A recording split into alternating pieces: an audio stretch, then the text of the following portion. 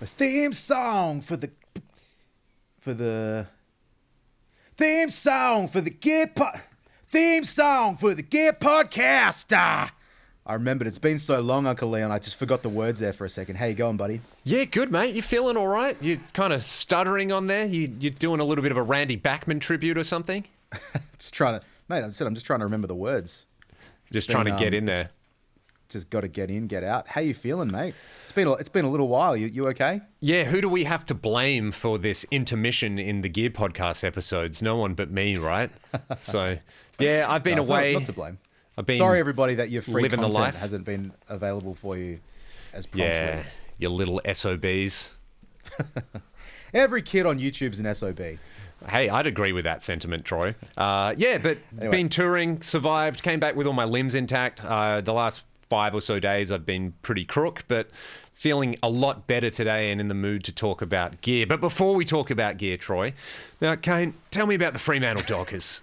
Are they going to make finals? Are you going to have the opportunity? Well, I mean, they probably won't finish 5th or 6th, regardless, will they, Troy? So your last home game coming up. I reckon the last time we recorded would have been probably around the Melbourne or like the Derby game, which is when they had a couple of good wins and then it's all just fallen off the perch since then. So it's okay. Had we made top 4 or top 6, I would have had an extra game to play. So I would have made a little bit more cash, which would have been nice. But that's okay. You can't get everything you want.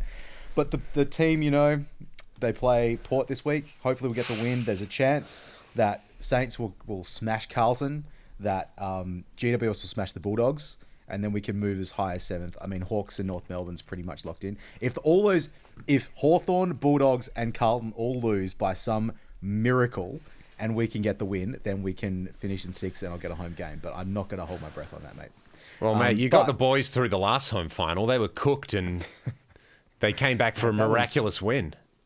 Yeah, and so obviously there's a lot of people listening to this don't understand that we're talking about AFL, Australian rules football, the best sport that there is, the real football. None of this soccery stuff where you don't use your hands, none of this NFL. We're talking about Aussie rules, mate. You know what I'm talking about. And none of this breaking, as I'm sure people will bring up. What's breaking? Oh, okay, that sort of breaking, understand. Shout out Ray Gun. So anyway, it's the end of the season. If you haven't been following it, if you're not Australian, then it's probably a good time to even jump on because the finals will be really good. Oh yeah, find it. I'm sure you'll be able to find it somewhere. I play for one of the teams, I play guitar for one of the teams. I don't play sport for one of the teams. But the last time they played a home final was 2 years ago. It was one of the probably coolest games I've ever played, coolest gigs I've ever played. 55,000 roughly, I think it was, at the stadium. Or maybe it was 57,000. Night game. I was harnessed in, playing a little platform, and the team was, after I played, not because I played, but were getting absolutely destroyed by the opposition, and then by some miracle came back and ended up winning the game. And listening to the sound of that stadium with 50-something, almost 60,000 people going mental was amazing. So I've hopefully we'll get that opportunity again soon. Thought it would be this year. Looking unlikely, but that's okay. There's always next year. And if you don't follow footy, then you can look it up starting around March next year is when the season will start again. So, but your Eagles, mate, what happened with Carlton on the weekend? That wasn't very good. Did you watch any of the game? I did not watch any of the game, but with some close friends who are unfortunately Carlton supporters, they were very, very pleased. So, that's a small win. And I don't know, I just kind of feel like Jared Schofield, didn't he play for Ocean Ridge or something like that? Like he's a northern suburbs boy. Is he? I believe so, yeah. I feel like one of my ex-football coaches, he had an infamous story about playing on Des Headland. And he was like, yeah, played on Desi. He was nothing. But he also mentioned Jared Schofield. So I don't know. I feel like he came up through that. But yeah, not good for old Scoey the second. But, next year's another year. We'll see. We'll see who leaves and who comes in.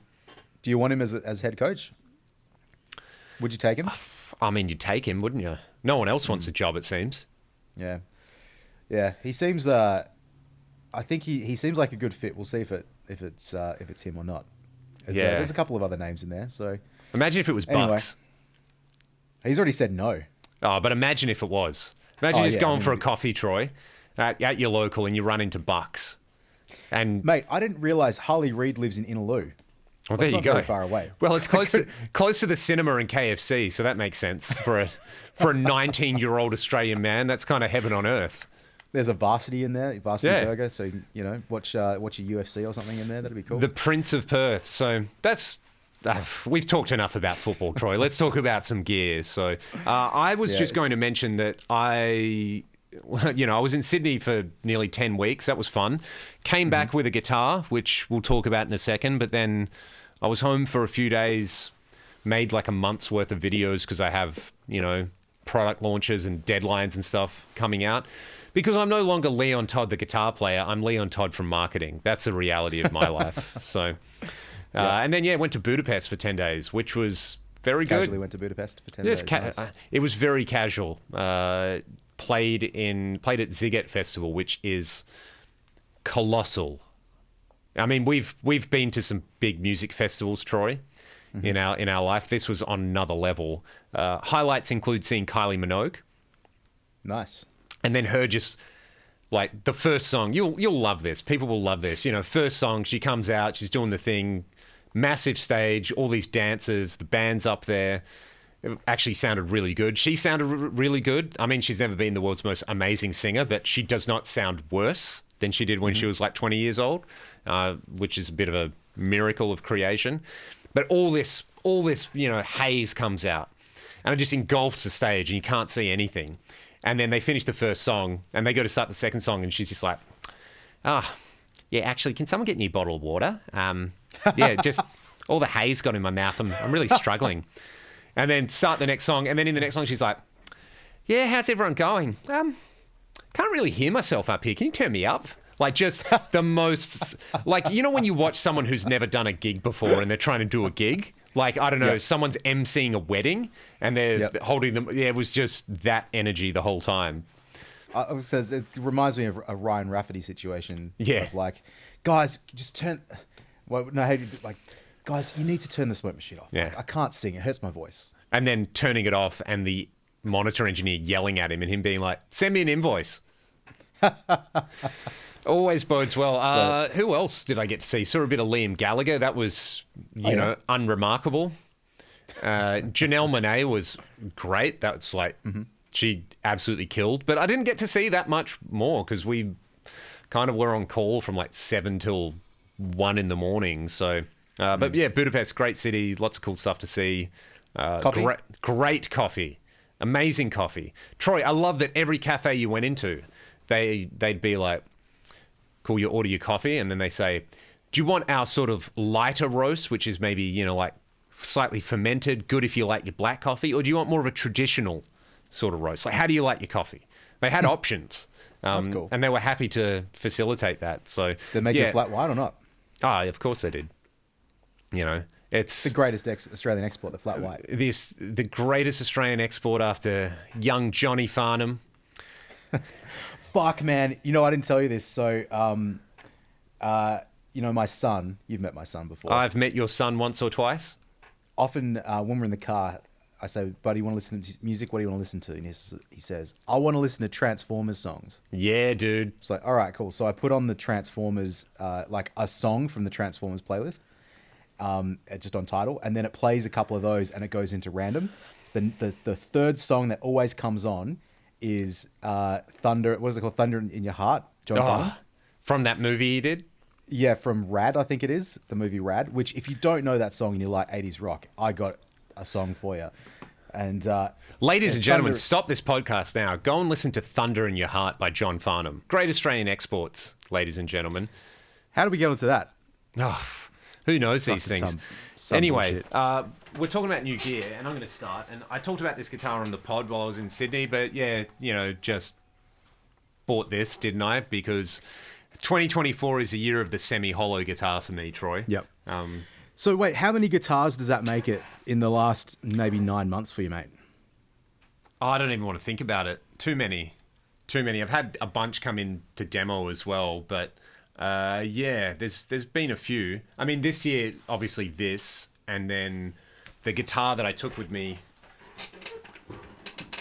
to Budapest, the CE. And I bought another CE, didn't I? I got to get that one back from Tim because hopefully it's somewhere close to being refretted. But this was awesome, dude, because it was really hot and sticky there. So taking a guitar that's got a satin finish, it's kind of awesome. I wish I had more guitars with a satin finish. You know the like clamminess you can get with dried sweat on a neck.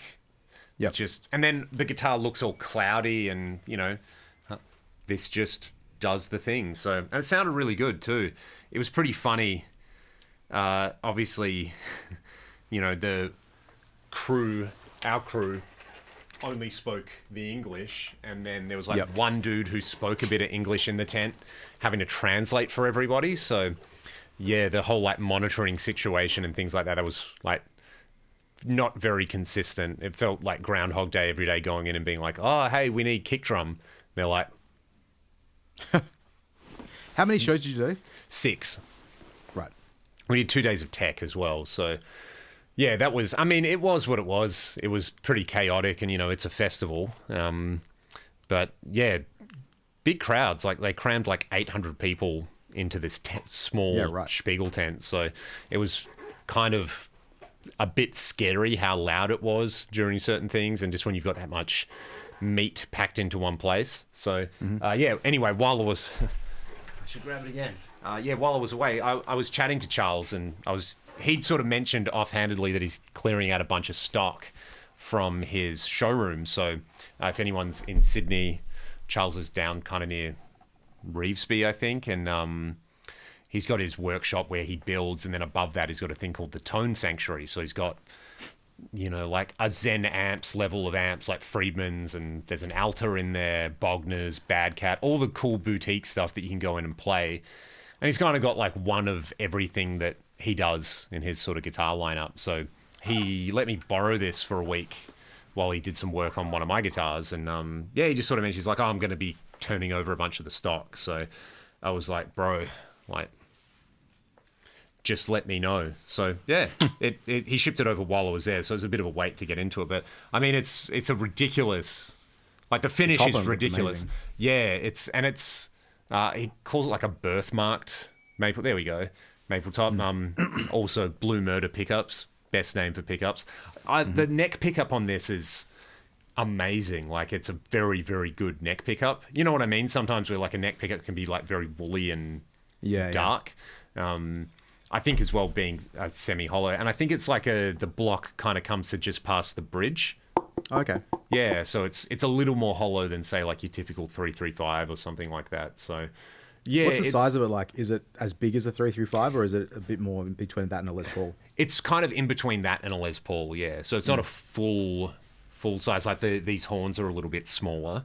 But it's still a bigger guitar. I played it on Friday. We did this show at Amplifier, which is very nice and loud on stage. But yeah, it was just really, it's like lighter than like my PRS stuff or stuff like that. So, you can kind of move around a little bit more, but it doesn't feel like an acoustic where there's nothing there. So, awesome guitar. Very, very happy to have it. Going to play it a lot. And, having like the Tone Pros. You've got Tone Pros on your Les Paul, hey? Yeah, I do on my Les Paul. It's nice when you take the strings off and it doesn't collapse. Yeah. I think I've just got the saddle, not the other brand. Well, I'm not sure if it's the tailpiece. Yeah, I'm not. Is that Tone Pros? What do they do on where it doesn't fall off or not?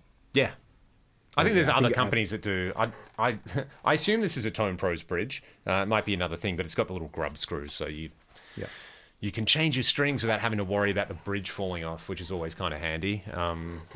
Yeah, so it's kind of just like a very playable version of a 335. Like, I got that old 335 refretted, and it's sick, but it's still kind of an old guitar. It's got its nuances. Because you're gigging yours a bunch, hey?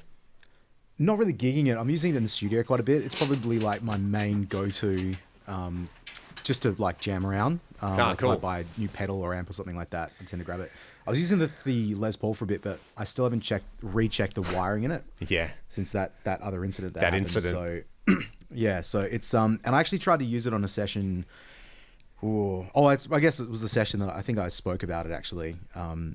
like it was the day or so after I did that gig, and just kept cutting in and out. So yeah, it certainly sounds different. Like the 335 doesn't sound like Les Paul, but it's comfortable. I used it for a different session this past weekend, and it was really, really cool. Yeah, cool. Like, it's just such a great sounding guitar. So on the topic of new pedals and things, what is new in the world of Tondi? I've had a few things show up, actually. I had finally... Well, I don't know if I can lift it up or not. This is quite nerdy, but I don't think I had this the last time. I've been wanting to talk about this. Yeah, so this is the dullest thing that you could ever possibly spend a significant amount of money on. It's a Undertone Audio GB Tracker, which is a DI and a reamper. But as I described it to someone yesterday, it's like the top of the wazza of that style of product. So it's, if you want to just record direct guitars, it's great for that. If you need to reamp your guitars, it's great for that too. It's very transparent. It's I don't know if I spoke about the other device I was using before, but maybe if I didn't, I just will. Yeah, it just the previous reamper DI box that I had. I think I noticed a couple of anomalies with it, which I'm not sure if it's the design of the device or if it's just that mine's a little bit faulty. But I have noticed when trying to reamp, not just with that, but in general, if anyone's unfamiliar with reamping, I think we may have discussed it with Jason, but maybe that was actually Gainsaging and all these kind of things, right? Well, yeah, it's just like you take your clean signal into your computer or to your recording device, and you're just playing back a clean, unamped signal from your DAW or whatever back through the input of an amp, so that you can change guitar sounds or record different guitar sounds. It's really common. A lot of people do it. Whenever I track guitars, I always record a DI, like regardless if I'm going to reamp or not, because it means that you've got a backup in case your amp sound was terrible or wasn't appropriate. You can use plugins to get a different sound. You can reamp or whatever. It's also really useful for editing because if you're doing particularly, like high gain guitar sounds, then you can't look at a waveform and see any like squiggly bits to exactly. That's a big thing. Hey. Yeah. So I've used a bunch of different ones before, but when you reamp, there is like always going to be some sort of loss of signal or some alteration of signal, because firstly you're taking the signal through some digital analog digital converters. It has to do a full round trip. Unfortunately, that's very common in modern audio with digital pedals and stuff, so that's not the end of the world. But depending on the quality of converters you use, it can be a bit of an issue. With in this situation as well, DIs usually will have some form of transformer in them as well, which is not usually that, reasonably transparent, but 100% transparent. So I've done the experiment before where you record something, right straight through an amp, and then you maybe just play the DI signal back through the amp, through a reamper, and it just doesn't sound 100% the same. It might sound pretty close, still usable, still sounds good, but it doesn't sound exactly the same. So anyway, I wanted as transparent of a device as I possibly could have, because that way it doesn't sound like anything. It just sounds like your guitar, which sounds counterintuitive, but it's the truth. And I've also had a couple of issues with a bit of noise, humming and buzzing, and various bits and pieces. So did I send it to you? I think I took a picture of the noise floor, which it's a significant noise difference. The previous DI reamp that I used versus this GB Tracker one is both audible and visual on the waveform. So that kind of solves a few problems. So I used it only for the first time on the weekend, doing a day of tracking guitars, and it worked exactly as it should. One cool thing, like you sort of briefly mentioned with gain structures. So the thing with this scenario is if you're going to play your guitar through the front of an amp, there's a certain amount of like signal that comes out of the guitar that when it's forced into the front of the amp, it will create a certain amount of distortion sound or like gain sound or tone or whatever. And if you're doing a trip into a computer and then out of the computer back into the amp, there is the possibility whereby the signal level changes somewhere along the line. And if you don't calibrate it correctly, or if you're not aware of how to set it up correctly, possibly you'll get like more input into the amp, so effectively like some sort of boost pedals sort of situation. And it's important when you're using plugins as well, right? Calibrating the input, like with captures, if you're using Tonex or NAMM and things like that, that's another big thing. Even just like if you're using Amplitude or Tube or something like that, or Guitar Rig, the input signal into your computer, if it's too low, then it's not going to have the same amount of distorted signal as if it's too high, as if it's like kind of in the sweet spot there. So what's right and what's wrong, what level is correct is almost irrelevant. It's just like in this scenario, it has to be even and balanced. If you want to have something that is transparent sounding, and again, that's what you're after in this. You don't want the DI or the reamper to impart a tone. You want it to just not be there. So that you're getting the tone from the guitar or the amp or the mics or all that sort of stuff, right? So the cool thing about this device is it has an input and output control on the front of it. So if you're sending if your guitar signal is too quiet, then you can boost it up by a couple clicks, and then you just make sure that on the output of the DI, it is the inverse amount of clicks down. So if it's all evened out, then it should be a reasonably easy and transparent sound. So, I mean, it's super easy to use. It's like it's not rocket science. It's just very well made and made to be as transparent as possible. So that arrived, and very, very, very happy to finally have that. It took a little while to get here, and there was a few guitar sessions that I really was hoping to have it for, and thankfully I've got a few more coming up in the next. Well, I've got quite a few coming up, so I'll get to use and abuse it quite a bit. So that showed up. I've got a new mic that showed up, which is like a U87 sort of clone. Oh, nice. I used it on Nick, actually, the singer that we both know, and he sounded really good with that. But I'll use that, for the next little while. I predominantly use a Manley reference cardioid mic for vocal tracking, which sounds really good. It's bright, and some singers with certain vocal timbres sort of don't work on it as well as others. And the U87 style thing or sounding thing is a different tone. It's a lot more, focused in the mid range, maybe not quite as like bright in the top end, but still sounds really clear and really nice. So those are a couple of options there. So that came in one package. So that was something I bought at the end of last financial year, that only arrived a few weeks ago. So that's some stuff for me. What about you, Uncle Liam? And we'll go back and forward. What else has shown up? Well, I can talk about this because at the time of recording, it's the launch days. So always a good day when there's new Synergy stuff. Where is it? There you go. At that. So Slow 2. I never got to try the original one. That was that and the Morgan, and I think like the Metropolis one are maybe the three that I haven't tried from the original series. But a lot of people wanted, a proper two-channel SLO vibe. So they've done it, and it sounds really good because it's a good preamp design, right? You can do... So there's just, two switches, crunch or overdrive. So you're not going to get a super clean sound out of this, but that's not why you buy a Soldano, right? And then there's a tight switch on there, which, just...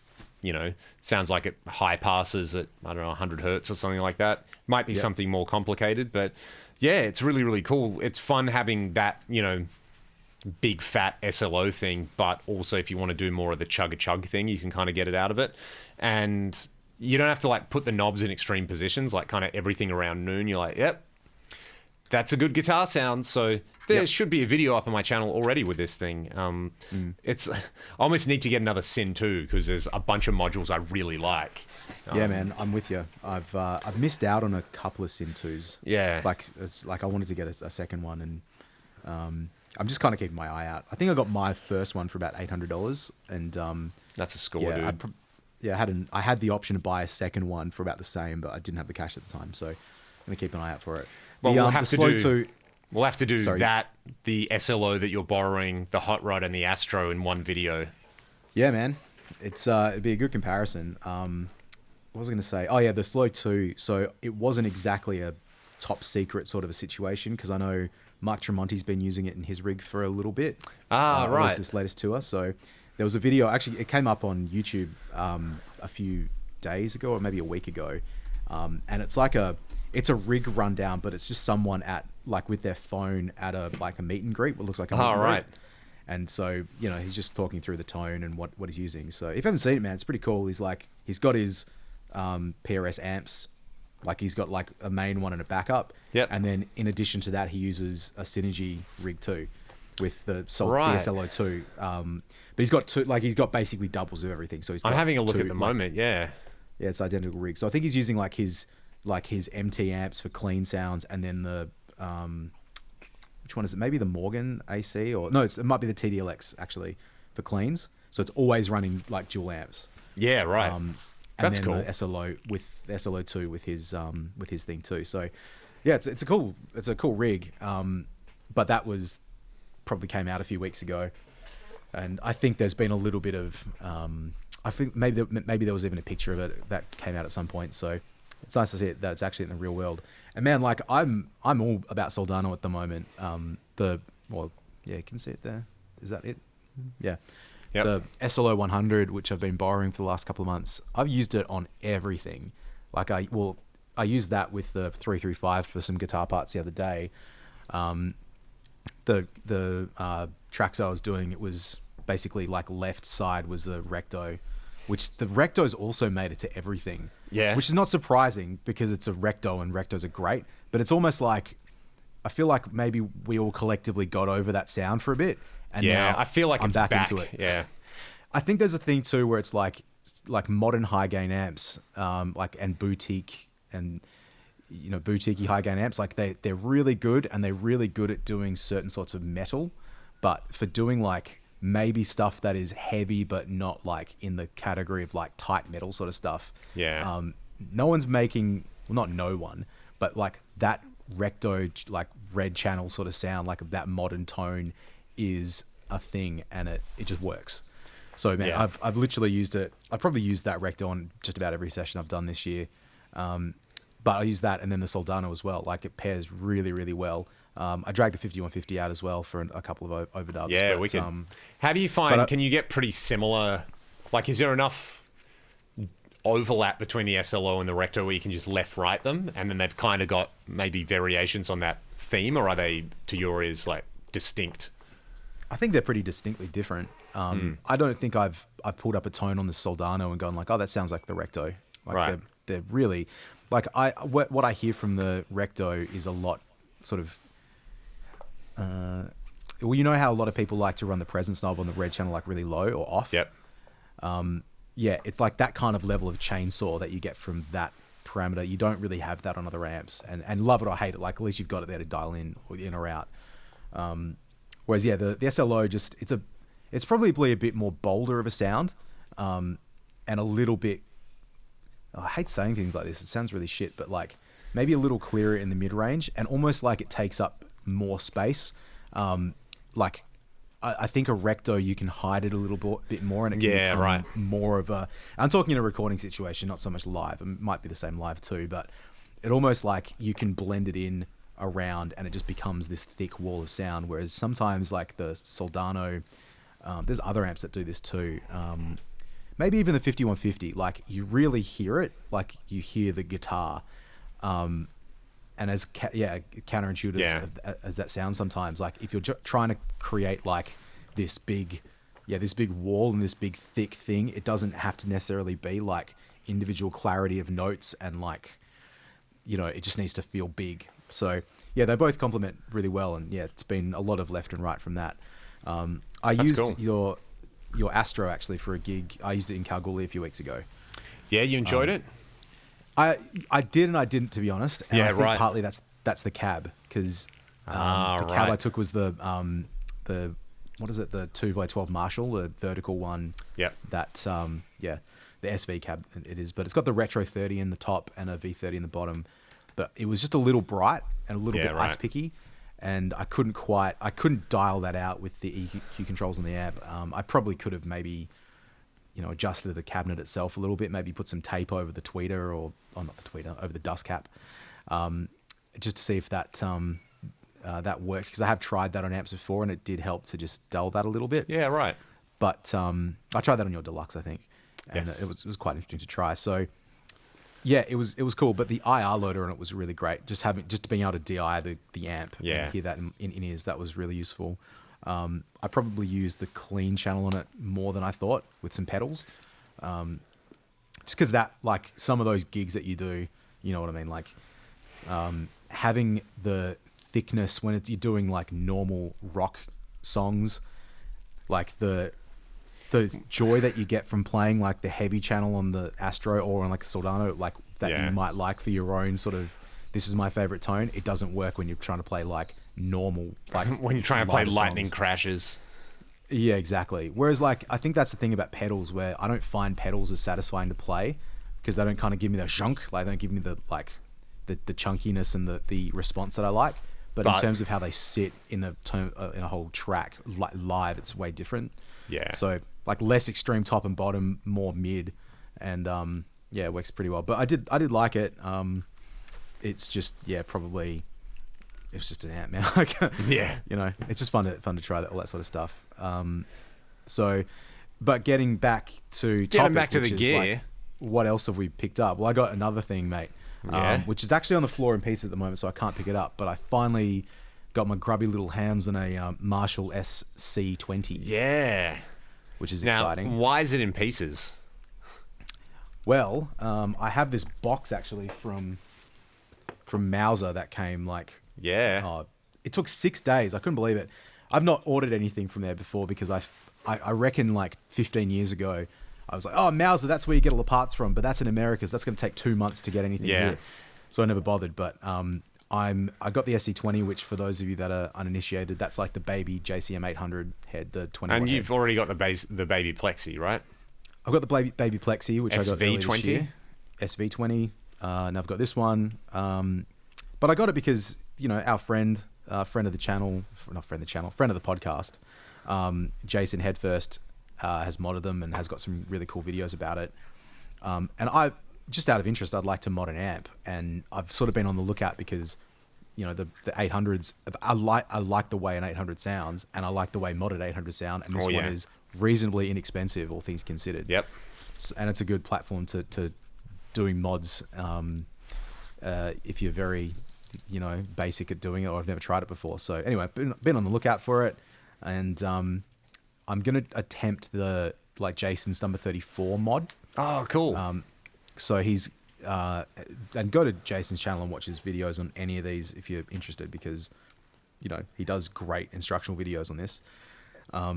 But because he's modded my 2200, well, you know, I think I asked him about this. It's I guess it's technically a 2203 now. But my 77 Marshall, he's modded it to effectively like Jakey Lee sort of specs and put a Jose diode clipping and stuff in it. Yeah. I thought about doing a similar thing to this little SC20, but, you know, why not do something different, basically? Yeah, why not have a different texture?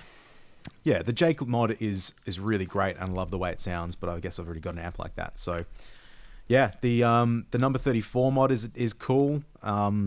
He's got a video of doing it to, like, that mod to an SC20. So it's all there, all written down. It took me approximately 2 hours to work out the parts, which is, I know it's so stupid, but I had to go back through the video and look. I can read values, and I can look online and say, oh, here's the 470 picofarad something. I can like look that up. Yeah. But Uncle Leon, you know, there's a lot of other numbers that follow that. Like, you know, temperatures and watts and fucking volts, or maybe, I don't know. It's like, I can't remember what it is now, but resistors and like all these components. So I'm like, fuck, I don't know what size, like what size are these things supposed to be? So I ended up having to cross-reference a bunch of other parts lists that he'd put together with other things to try and sort of work out what was appropriate for this. And it took a little bit longer than probably, I'm sure someone, like people that know how to do this are like, oh, if we just get this one, or, oh, it doesn't matter. Just get anything. But I, you know, ordered it, said it was only about like a half a dozen components. Less than a week. Yeah, 6 days to get here. I got some bits too for the SV, because there's a couple of simple SV20. You can do a couple little things to that, which actually ended up cheaper. Funnily enough, I got the shipping to be expensive enough where it was free. Whereas had I not added a couple of extra components on, it would have actually cost me more money. So yeah, I cracked the amp open today because I thought maybe before we did this, I'd get a chance to get in there and have a little look see. And yeah, hopefully this afternoon I'll give it a shot and see fantastic. if I can not blow myself up. Yeah. If not, it'll be in the next couple of days. And if you do, this will just be a memorial episode. Absolutely. A fundraiser. The amp, though, I have been playing it as a stock amp, and it's awesome. Like, the 800 thing is... It's just the guitar sound that I'm most comfortable with. You know, Troy, I feel like a lot of our lives were like, no, like the Plexi is the thing. It's the true Marshall, but it's the 800. Like, we like hard rock, you know. What we like is that. What we like is that. You know, the Plexi thing is very cool. You want to do some blues. You want to do some blues rock. You want to do some Robin Trower, Jimi Hendrix. All very good, but the 800, it's like more scooped, more aggressive. More... I think the Plexi thing, I still really like it, but it's to be honest, it probably, like I said with the Soldano using that for gigs, it's probably a bit overkill in certain tonal areas. It might be a bit too heavy. In many ways, the SV20 or like the baby a Plexi, that is a more appropriate sound because of the style, the character of distortion that it is, and I really like that sound. But even with that one, it's like it doesn't have a master volume on it, which is fine. Like that's what the amp's supposed to do. But like as you understand, like you, so you get the both volume controls to where you like it, but who knows what level that's going to be like in the context of the gig that you're going to play. Yeah. Like unfortunately for the gigs that we do, if you're using an amp, you need to be able to have like actual master volume control over it because it's otherwise unusable. You got to be able to scale that very quickly. Yeah, otherwise you end up like, if you want to counter that and just use pedals, like, well, that's cool too, but then you sort of lose the purpose of using these amps in the first place. Exactly. So, you know, it's all this like weird balance. And like I've thought about getting, you know, just gigging with an attenuator or like a Fright Power Station or something like that, which maybe I'll do that. But that's another thing that you got to take along. So, man, you end up going in circles and circles and circles about, you know, what you're doing just to get your fucking guitar sound. And yeah, it's so anyway. It shouldn't be that hard. No, it shouldn't be that hard.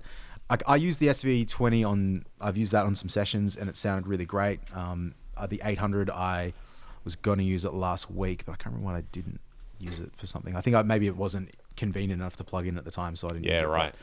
But, it sounds awesome. I did I recorded with it yesterday, and I've got a signal that I used through the DI reamper as well.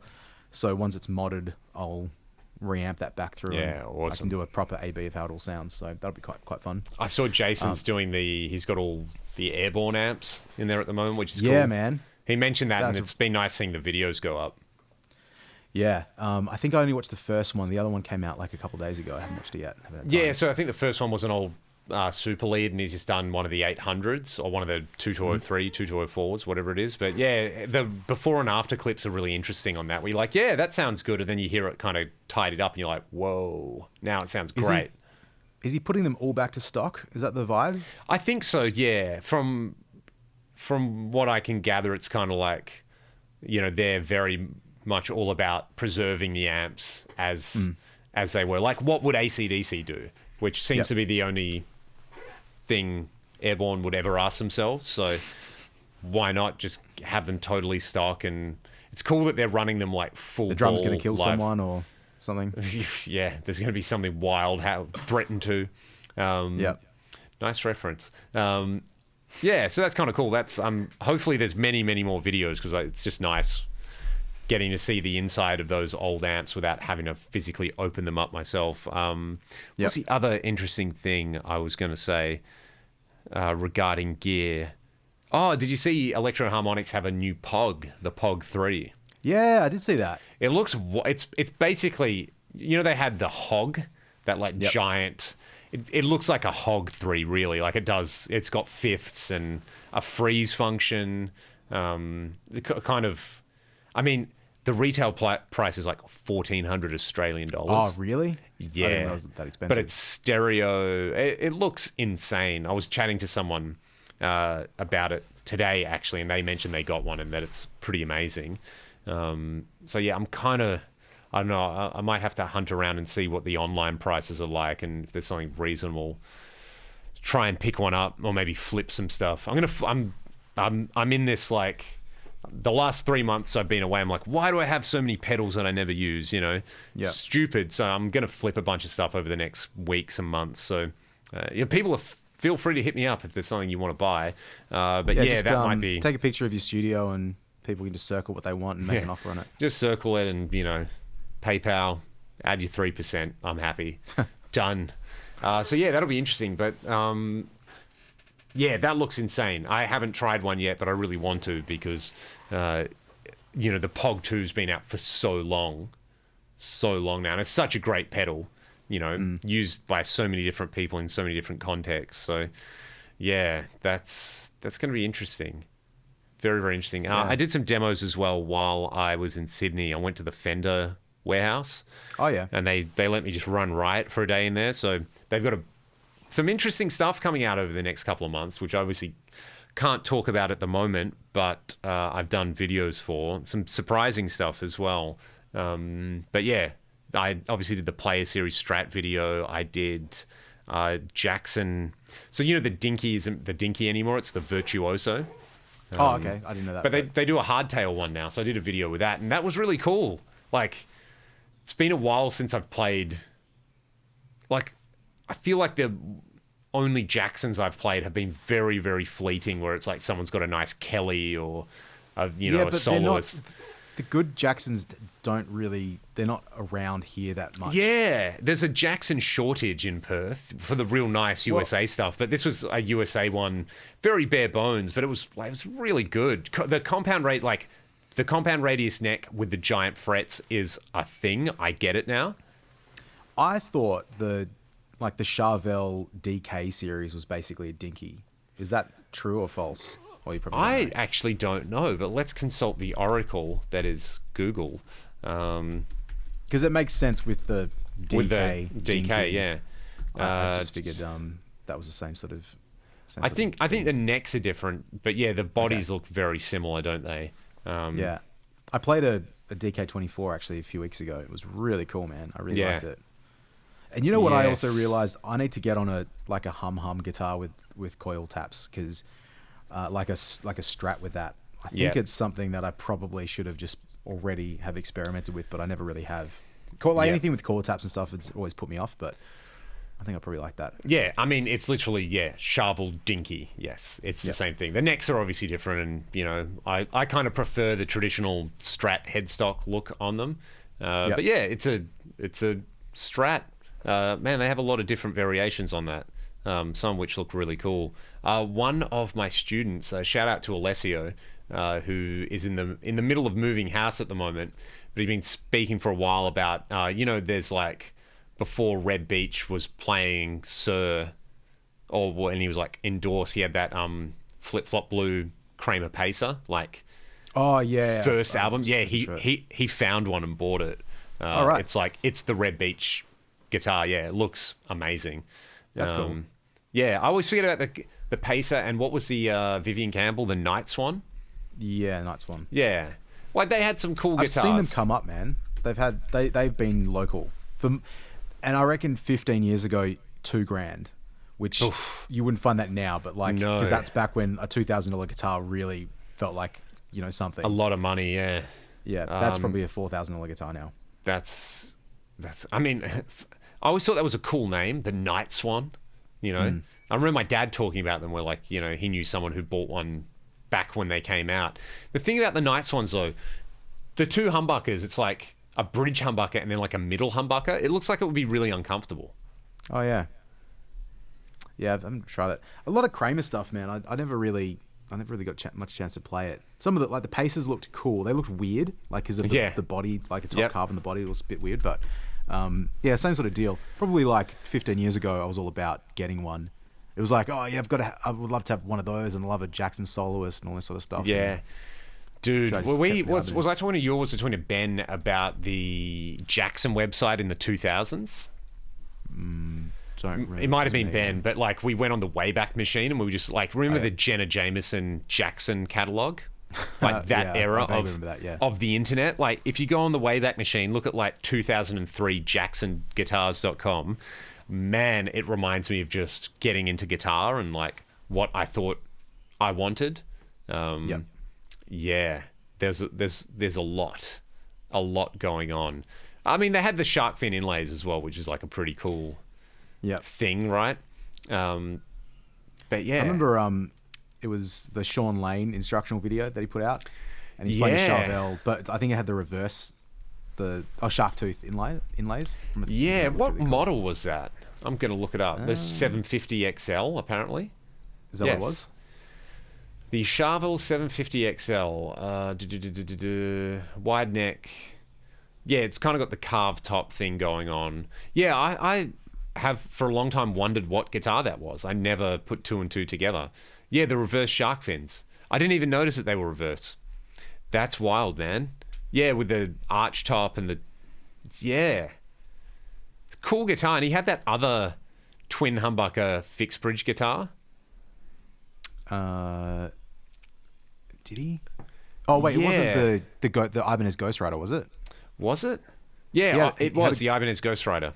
Yeah, the Ghost Rider. I've said that before about the one I missed here. Still bloody cut about that. That was the same one that he played too, the Ghost Rider. Yes, like a weird kind of symmetric body, asymmetric headstock. Thing, like kind of looks a bit small off, as well. I think it's a smaller guitar than I sort of really thought it was at the time. Yep. But yeah, very cool. That whole era of ads. Yeah, man, that's wild. Alex Skolnick played them as well, it looked like. Did he? Yeah. What was it? Man, the Ibanez he played. 540. Well, yeah, the 540. Yeah, I think it's 540R. Because the 540S, I think, is the one that became the Satriani model. Yes, and the 540R's got the longer lower horn. Yeah, it's basically a reverse. It's awesome. Yeah. Again, one of them has popped up that I've seen, and I didn't have the bucks for it. It would have been about $1,500.